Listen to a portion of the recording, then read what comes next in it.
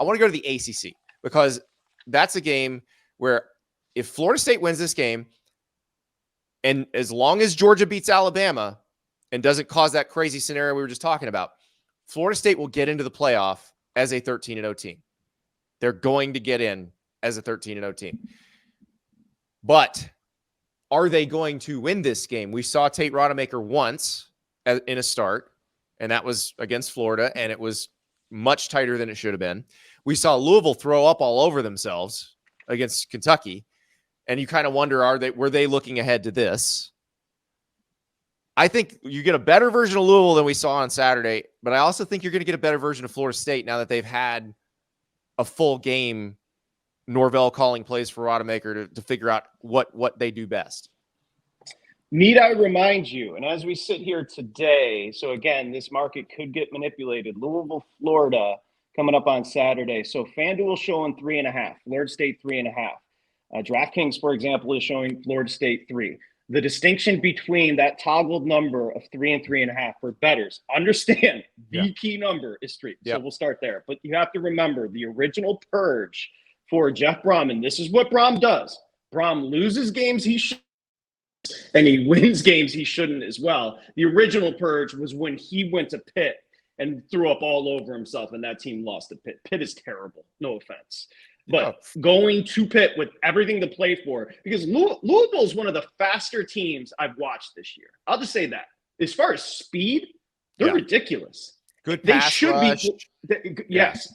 Well, it's actually quite a balanced team. Going to Pitt and losing in a big spot like that was gross, but he's done a hell of a job. I mean, they've cleared their season prediction as far as win total easily. And here they are in the ACC championship game. It's a great job. But you would agree with the Brohm take, right? Remember at Purdue, there were games where it was just set up perfectly for him and his team wouldn't show up. And then games where they had no shot at being there. And all of a sudden he wins. He's weird like that. I love him, but he's weird like that.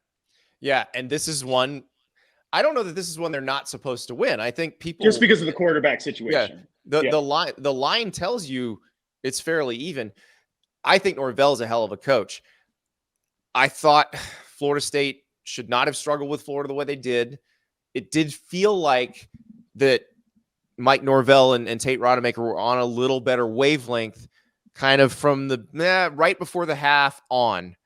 It felt offensively like, okay, now I understand how to get the ball to the weapons with this quarterback, because you saw Keon Coleman, Johnny Wilson, all of a sudden were doing more. So I don't know that Louisville has any answer for those receivers other than Gillott and Krieger hitting Rodemaker over and over. And if they can do that, then this will be a very interesting game. This one's hard for me because of the Brohm factor. Yeah. I will say this. I watched, and I'm not bitter, but obviously you can tell from my little rant there that I had Louisville at Pitt and that antiseptic stadium where the Steelers play, which is ridiculous. I've been stale on them, but you nailed it. The number is telling you. And I guarantee, I could text somebody right now, but I guarantee if I texted the sharp guys that I know in Vegas, they're all on Louisville in this matchup. I think the talent, as far as, like I mentioned, the speed, I didn't expect Brohm to have that much when he got there in year one. They're really talented. Well, Scott Satterfield was pretty good at finding athletes. You know, Scott Satterfield came from Appalachian State, where basically the job is find people who are fast enough to play in the SEC but are too small, basically. So I think he understood that ethos. So that was the bones of the roster that Jeff Brohm took over. And then Jeff Brohm, who was playing in a very competitive league in the Big Ten, understood what he needed to bring in around that. And yeah, I think it's pretty. I said Krieger. I mean Mason Rieger, by the way. Getting my pass rushers mixed up. But this is going to be a fascinating game. It is going to affect everything else. I was all set to pick Florida State. You brought up the Brohm thing. I think I'm going to go with you on this. I think this is this might be a Jeff Brohm special. It's a Brohm specialty. Yep. So I'm going to take Louisville in this game. Florida State may still win. I get some points in this one, but I think you may be right about Jeff Brohm here. Yeah, I'll take the 3.5 at FanDuel with Louisville. But again, if I am laying it with Florida State for bettors, so we're just going to keep coming back to that. Lay the 3. To that Don't lay the 3.5. It's very important.